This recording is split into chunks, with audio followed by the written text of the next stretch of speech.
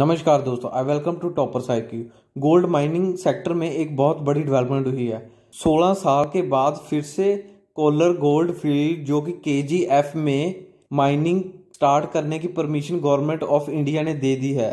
तो आज हम इसके बारे में पढ़ेंगे और साथ ही देखेंगे केजीएफ जो कि कोलर गोल्ड फील्ड की लोकेशन क्या है और ये इंडिया के लिए इतनी इंपॉर्टेंट क्यों है, और गोल्ड रिजर्व भी देखेंगे इंडिया में कितने। तो चलिए शुरू करते हैं। इस लेक्चर की पीडीएफ आप हमारी वेबसाइट toppercycle.com से ले सकते हैं। बिजनेस स्टैंडर्ड्स का आर्टिकल है after 16 years mineral exploration start at the Kolar gold field KGF. India की mining company minerals exploration corporation limited उसको इस कॉन्ट्रैक्ट की परमिशन दे चुकी है। वह अब माइनिंग कर सकते हैं इन केजीएफ कोलार गोल्ड फील्ड में, और यह कॉन्ट्रैक्ट 16 साल बाद उसी कंपनी को मिला था जब 16 साल पहले इसी कंपनी ने माइनिंग स्टार्ट की थी, और ड्यू टू सम इश्यूज इस माइनिंग को भारत सरकार ने बंद करा दिया था।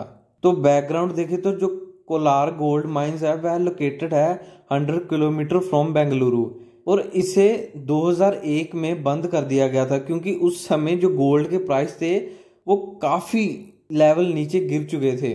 तो उसके कारण उस गोल्ड फील्ड को बंद कर दिया, और आज 16 साल बाद फिर से उसको स्टार्ट करने का भारत सरकार ने एक नोटिस जारी किया।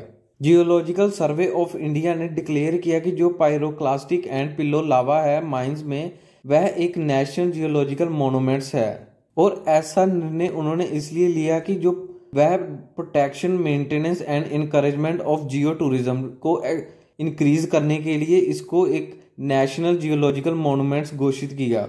तो आप पिक्चर में देख सकते हैं कोलार केजीएफ जो फील्ड है वह ऐसी है, और यहाँ पर आकर वह अपनी माइनिंग करके और गोल्ड को इकट्ठा करते हैं। पावर जनरेशन यूनिट थी इन कर्नाटका की जो शिवानासा मुद्रा मांद्या उसे बिल्ड किया गया to support the mining operation in 1889। तो अगर ब्रिटिश इंडिया के अंडर देखें तो तभी से इस माइनिंग की ऑपरेशनल की तैयारी चल रही थी, और अगर 1956 में देखें तो केजीएफ को नेशनलाइज किया गया, और बाद में 2001 में सेंट्रल गवर्नमेंट ने इसे क्लोज किया क्योंकि उनके पास एक तो गोल्ड के प्राइस थे वो ज़्यादा ही डिक्रीज हो चुके थे, और साथ ही उनके पास कोई इन्वेस्टमेंट की जस्टिफाई करने की एक पर्टिकुलर डेटा नहीं था, ना ही उनके पास कोई रिपोर्ट थी। मगर दोस्तों आपने केजीएफ चैप्टर 1 फिल्म देखी होगी जो कि कन्नड़ फिल्म है। वह सारी जो मूवी है इसी लोकेशन पर और इसी गोल्ड फील्ड पर आधारित है, और सारी मूवी को इसी लोकेशन पर शूट किया गया था। और इस साल केजीएफ 2 का चैप्टर 2 भी रिलीज होने वाला है, उसे भी इसी सेट पर शूट किया गया।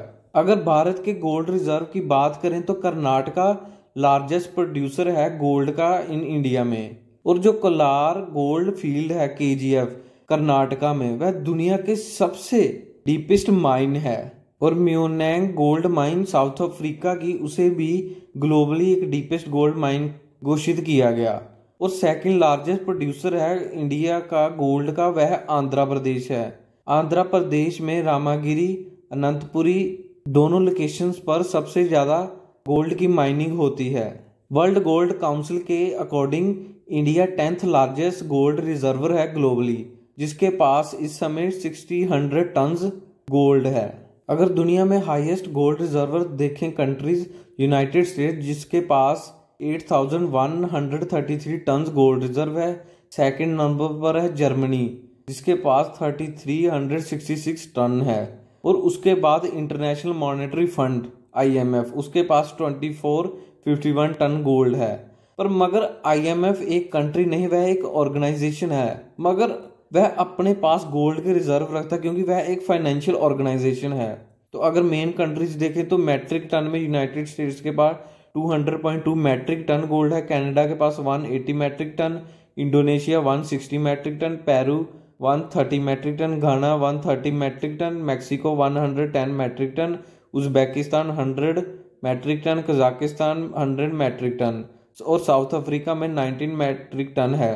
और इस समय इंडिया साउथ अफ्रीका से गोल्ड इंपोर्ट करता है।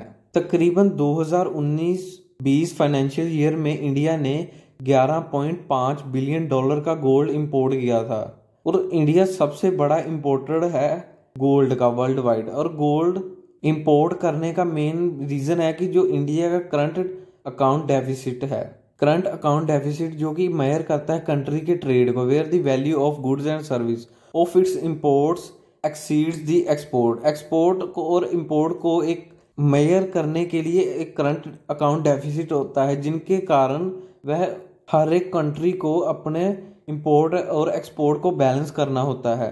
गोल्ड और करेंसी में डिफरेंस देखें तो जो करेंसी होती है हर एक कंट्री की, उसकी जो वैल्यू होती है वो डायरेक्टली इंपोर्ट एंड एक्सपोर्ट पर डिपेंडेंट होती है। अगर किसी कंट्री के इंपोर्ट ज़्यादा हो जाए, इंक्रीज हो जाए, तो उसकी जो करेंसी होती है वह डिक्रीज हो जाती है। अगर गोल्ड की बात करें तो कोई भी कंट्री गोल्ड इंपोर्ट करे तो उसका जो मेजर रोल है करेंसी को डिक्रीज होने नहीं देता, क्योंकि जो गोल्ड होता है वह हर एक कंट्री अपने पास रिजर्व करके रखती है। तो उसके कारण अगर रुपी डिक्रीज होता है तो वह गोल्ड अपना जो रिजर्व होता है उसको मार्केट में बेच भी सकती है, उसके साथ जो रुपी होता है वह थोड़ा इंक्रीज होने लगता है। केजीएफ माइनिंग के स्टार्ट होने के कारण इंडिया में गोल्ड की प्राइसेस कम हो जाएंगे, क्योंकि आने वाले कुछ समय में जो इंडिया है गोल्ड को इंपोर्ट नहीं करेगा। जो इंडिया में माइनिंग होगी उसी को ही वह अपनी डोमेस्टिक मार्केट में सेल करेगा। सो फॉर द टाइमिंग ये है एंड इस वीडियो का। चैनल को सब्सक्राइब और लाइक करना मत भूलिएगा। धन्यवाद।